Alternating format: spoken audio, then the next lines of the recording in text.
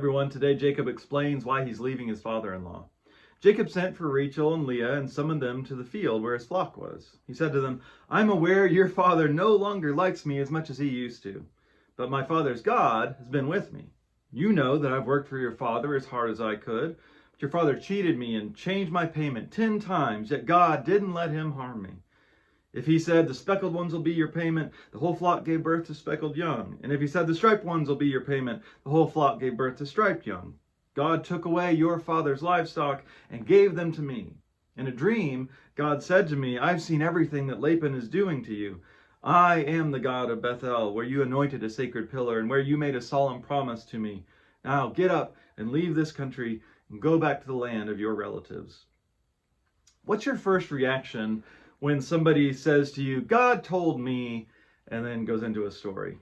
Now, if you're like me, you're probably a little bit suspicious because that kind of language is very easily abused. It's a way to manipulate people, to force them to do something by kind of putting God's stamp of approval on it.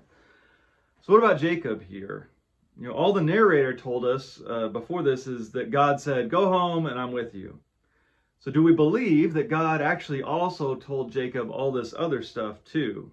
We've seen Jacob outsmart Laban, and we are apparently learning that God told him to do it. Well, I don't know. It is nice that he's trying to give God credit for his material success, but plenty of people throughout history, and especially today, earn their wealth through kind of shady means and then try and give God the glory. And I have to imagine that God is thinking, yeah, no thanks, that wasn't me, that was all you. Now, at the same time, I believe that God is active, that God is present, God is ministering to us all the time. But knowing what is actually the work of God, that takes discernment. Now, one aspect of doing discernment well is to find the person that's giving the testimony, whether or not they are trustworthy. And I think we have to say that Jacob has not proven himself to be the most reliable person in that regard. Now, I'm not saying that everyone who claims God told them something or God was doing this in their life, that they're just a liar.